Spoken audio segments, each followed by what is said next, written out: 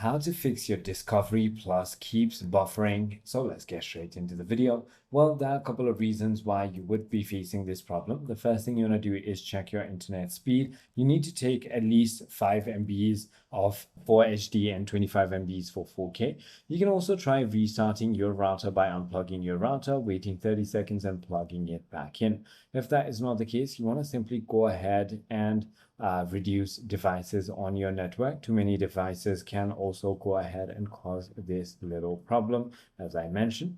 If that is not the case, you want to simply go ahead and close the application and reopen it, which should go ahead and fix your problem.